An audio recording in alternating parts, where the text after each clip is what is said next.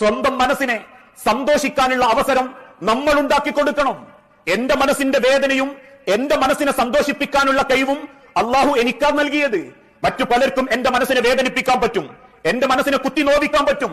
ആ നോവിക്കുന്ന ആളുകൾക്ക് മുൻപിൽ ഞാനത് ചിന്തിച്ച് വീണ്ടും വീണ്ടും ആ സങ്കടം മനസ്സ് കൊണ്ടടന്ന്, അല്ലെങ്കിൽ ആ പ്രശ്നം മനസ്സ് കൊണ്ടടന്ന് അതൊന്ന് തീർക്കാൻ പോലും ശ്രമിക്കാതെ ഞാൻ എന്റെ മനസ്സിനെ തന്നെ വല്ലാതെ സ്ട്രെസ് ചെയ്യുന്നുണ്ടെങ്കിൽ, എന്റെ ഹൃദയത്തെ ഞാൻ വീണ്ടും വീണ്ടും വേദനിപ്പിക്കുന്നുണ്ടെങ്കിൽ, അള്ളാഹു പറയുന്നു, നിങ്ങളുടെ മനസ്സിനെ സന്തോഷിപ്പിക്കാൻ ആരില്ലെങ്കിലും സ്വന്തം മനസ്സിനെ സന്തോഷിപ്പിക്കുകയും സമാധാനിപ്പിക്കുകയും ചെയ്യേണ്ടത് ആ ഹൃദയത്തിന്റെ ഉടമ മനുഷ്യൻ തന്നെയാവണം.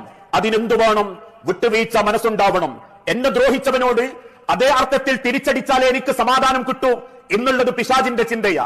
മറിച്ച് ഇത്തഖൂ ദഅവത്തൽ മദ്ലൂം, എന്നെ ദ്രോഹിച്ചവരുടെ കണക്ക് അള്ളാഹു നോക്കട്ടെ. കാരണം എന്നെക്കാൾ ഏറെ കണക്ക് കൊടുക്കാൻ എന്റെ നാഥന് സാധിക്കും. ഇനി ഞാൻ ദ്രോഹിക്കപ്പെട്ടിട്ടുണ്ടെങ്കിൽ, ഞാൻ മറ്റൊരാളെ ദ്രോഹിച്ചിട്ടുണ്ടെങ്കിൽ അയാളോട് ഞാൻ നേരിട്ട് പൊരുത്തം വാങ്ങണം. ഭൂമിയോളം ക്ഷമിക്കേണ്ടി വന്നാലും, അവൻ എന്നെ തെറി പറഞ്ഞാലും, എന്നെ തല്ലാൻ അവൻ ഒരുങ്ങി വന്നാലും, എന്റെ കബറിലും എന്റെ മനസ്സും എനിക്ക് എന്റെ റബ്ബിലേക്ക് ചേർക്കണമെന്ന് ചിന്തിക്കുന്നവനാണെങ്കിൽ തോൽക്കാൻ റെഡിയാകും. വാശിയില്ലാത്ത, ഈഗോ ഇല്ലാത്ത, നാളെ റബ്ബിന്റെ അരികിലേക്ക് തിരിച്ചു പോകണം എന്ന് ചിന്തിക്കുന്ന ഒരു നല്ല മുഅ്മിനിന് അങ്ങനെ പൊരുത്തപ്പെടിക്കാനും പറ്റും. അതാണ് റബ്ബ് പഠിപ്പിച്ചത്.